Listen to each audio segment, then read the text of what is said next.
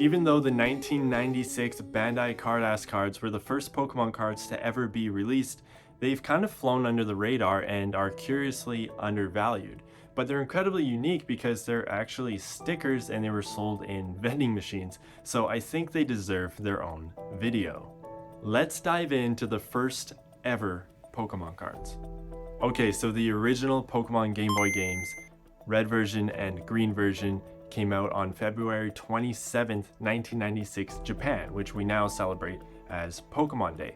Now, later that year, the Pokemon trading card game came out, but about a month before that, the Bandai Carddass cards were actually released. Now, maybe you can tell just by looking at these, but there's no game to be played. They're just for collecting, and actually they're stickers, so you can peel them and put them on your water bottle if you want, but that's kind of a terrifying thought. But I don't want to get too far ahead of myself. Let's talk about the company that made these cards, Bandai. So Bandai is actually a really old Japanese toy company founded in 1950 by a World War II veteran named Naoharu Yamashina, and they got their big break in 1961 with Astro Boy action figures. They made a bunch of cool toys and stuff like model cars and water motor bath toys, some of which even won awards. Then moving into the 90s, they actually started publishing games for Nintendo, one of which would be Street Fighter II, one of the greatest video games of all time. They also made a whole bunch of Gundam toys, and they actually had a hand in creating the Power Rangers, so it's fair to say that Bandai knew how to spot a winner. It's no surprise that in 1996 they got a license to make Pokemon cards. But they wouldn't manufacture and sell booster packs like we're used to today. Instead, they would sell the cards in their vending machines. So a huge thing in Japan is gachapon machines. Basically, you put a token or some yen into the machine, you turn the crank, and you get a surprise capsule with a toy inside. They are all over Japan and they're owned by, you guessed it, Bandai. Now, an offshoot of these gachapon machines are the Carddass machines. And yeah, so let's just address this right now. It is pronounced Carddass. It's a play on the name of a Japanese regional weather system called Amadas, which stands for Automated Meteorological Data Acquisition System.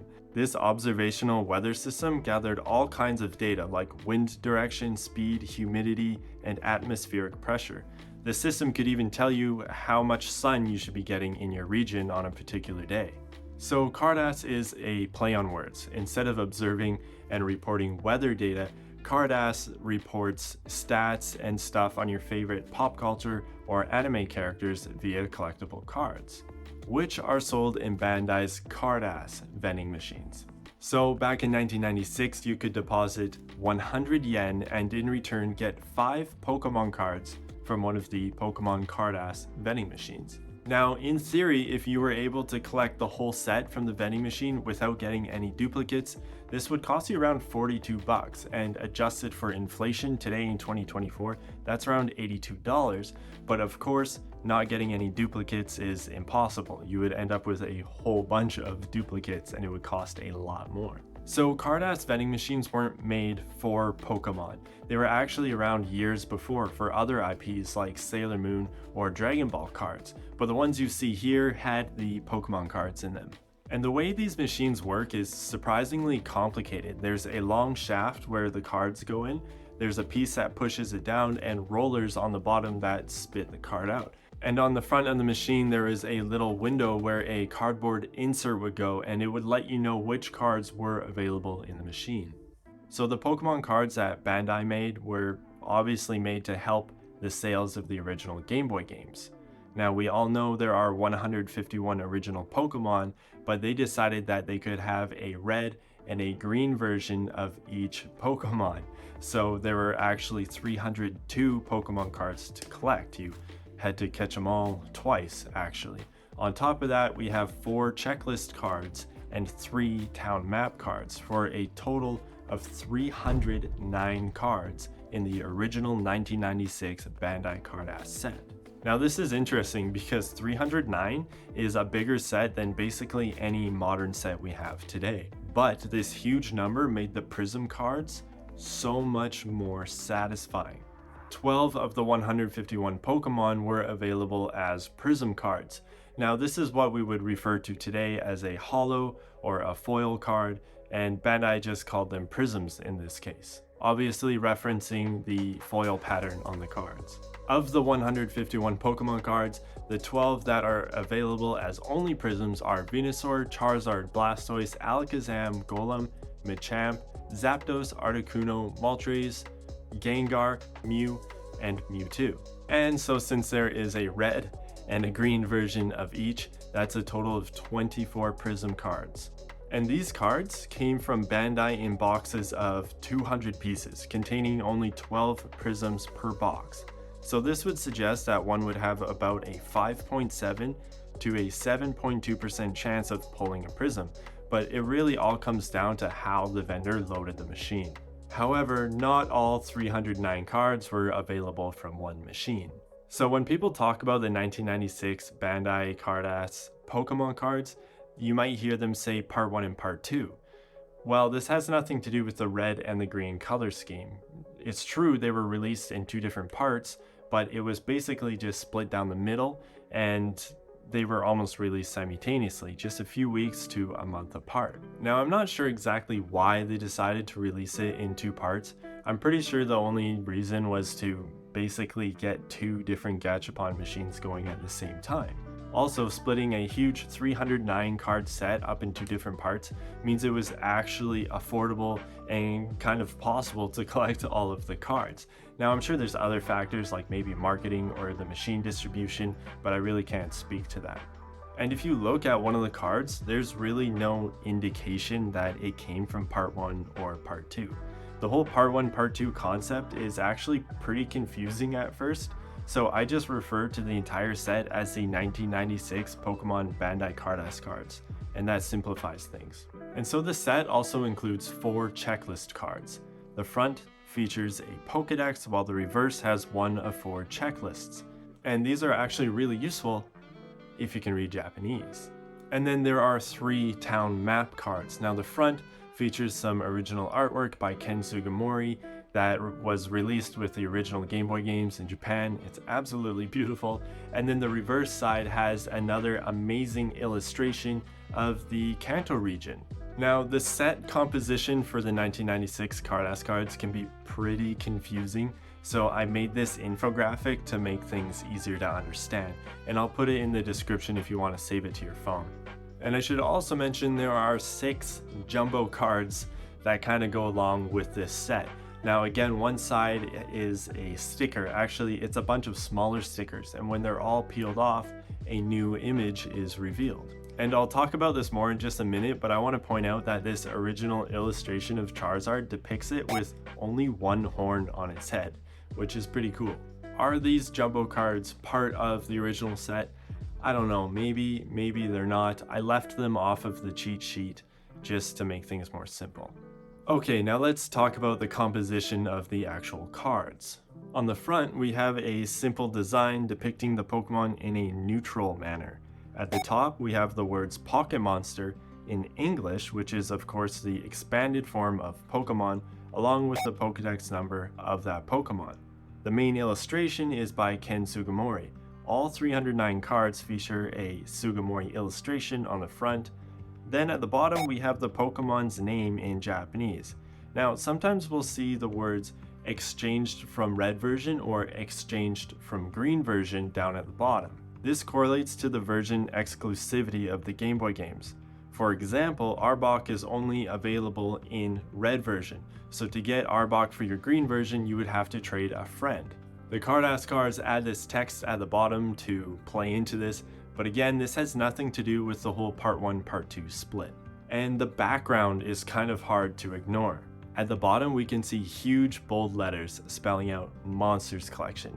And then the top 2/3 of the background have text, in English, by the way. I'll throw up the background text here if you want to pause and read through it yourself.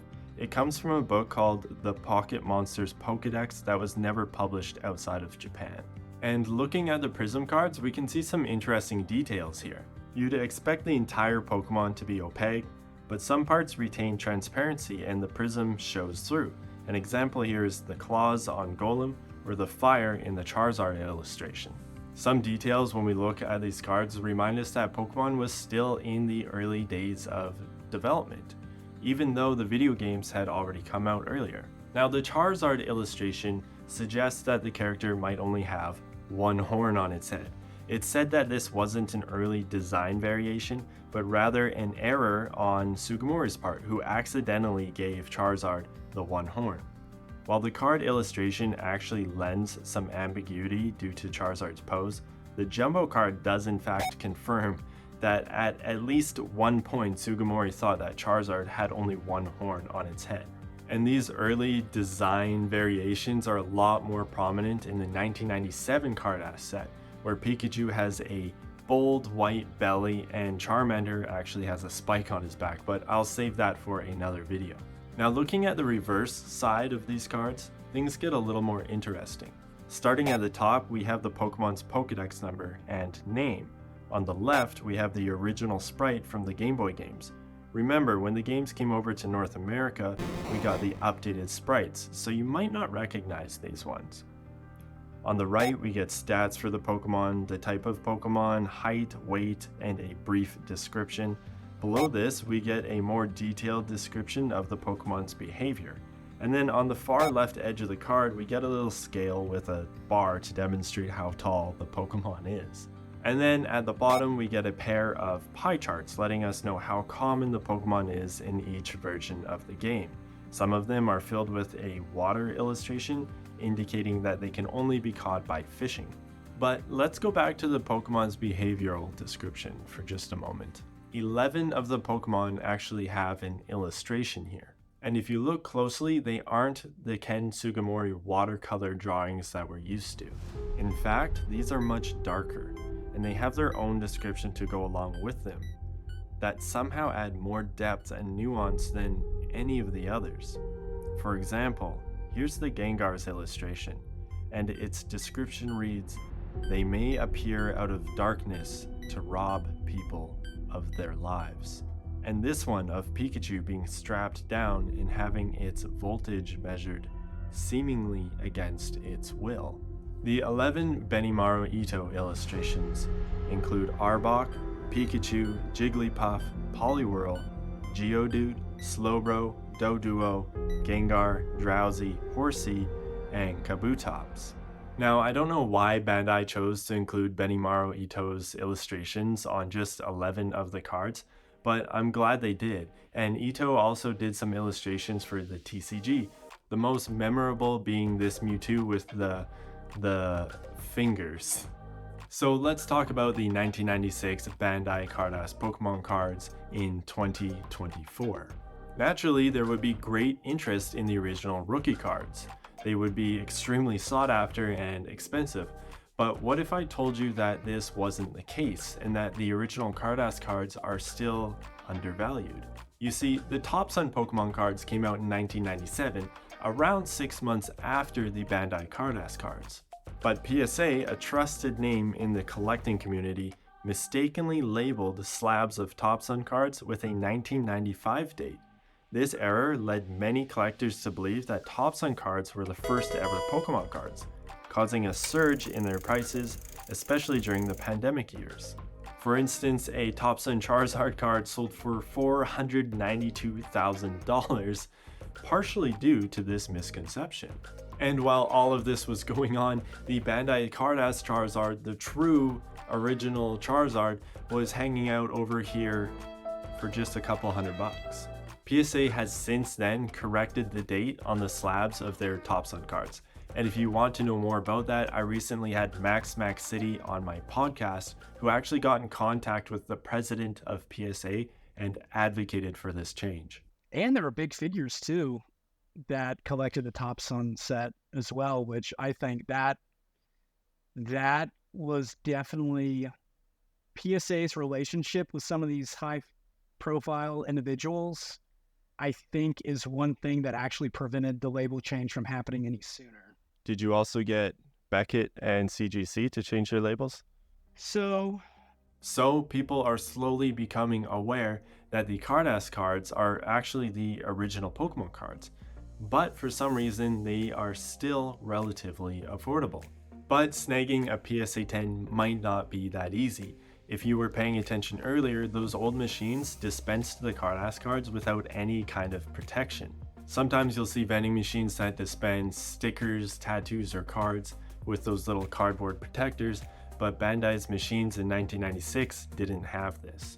So the hollow foil prism cards were gripped by a couple of rubber rollers and dispensed while a stack of a couple hundred cards sat on top of it.